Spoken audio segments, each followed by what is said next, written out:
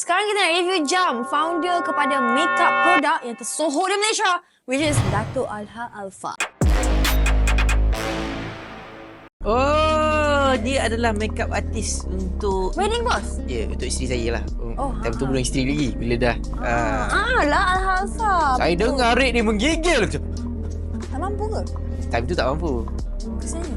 Terus bergaduh saya malam tu. Cakap, you apa ambil mahal tak ni? Tapi Dato' Rik dia time tu boleh gaduh sebab bukan pakai duit sendiri pun. Pakai sama? Pakai duit siapa-siapa lah. Kan? Okay, bos, tengok jam yang pertama daripada Dato'.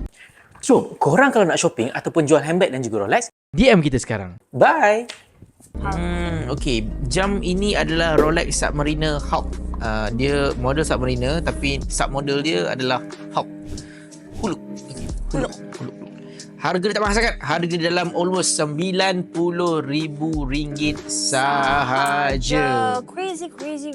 Rolex ni dia ada naik ada turun. Dia pernah jatuh pada 75, dia pernah naik pada 90. So maybe in between lah. Kalau kita ambil tengah-tengah, Dia maybe naik, about dia actually 5,000 Dia ada naik, dia ada turun. Bos, tengok. Saya tak ada mood lah serius. Saya dah makin lama saya dah tak ada hati lah kat pejabat ni.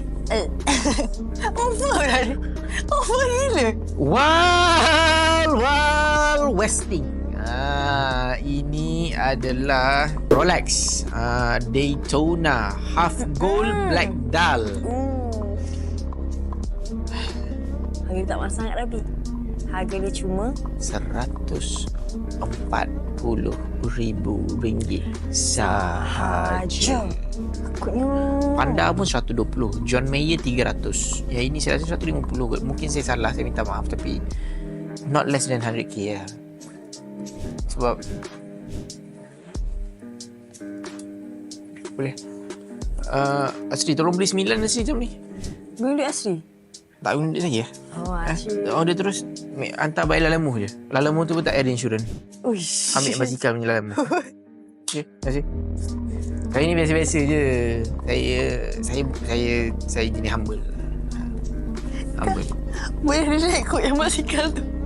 Basikal tu. Sebab saya nak ambil yang paling murah kan, sebab nak humble. Faham? Ayah ambil yang jalan kaki. Grab jalan Susah, kaki. kesian dia bulan puasa ni. Kau tak fikir pasal orang. Saya basikal susah. At least cepatlah sikit. Kena motor. Motor minyak mahal.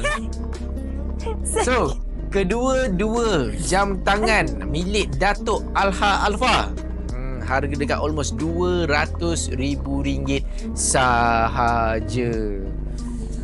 Saya rasa kita nak buat kosmetik kan. Icon Mystic. Sebab tu saya tak suka bos motor ni. Mystic. Sebab apa? Bos ni, dia ni opportunist. Selagi dapat peluang buat duit, semua bos nak Aku bantu. kalau one day aku terpaksa jual Pampers pun dan Pampers tu ada good margin, aku jual je lah, betul tak? Jom shopping dan jual melalui Icon Lux. Jimat sehingga 70%, installment serendah RM5 sehari. Jual dan konsign item anda dengan kami. Cepat, DM kita sekarang.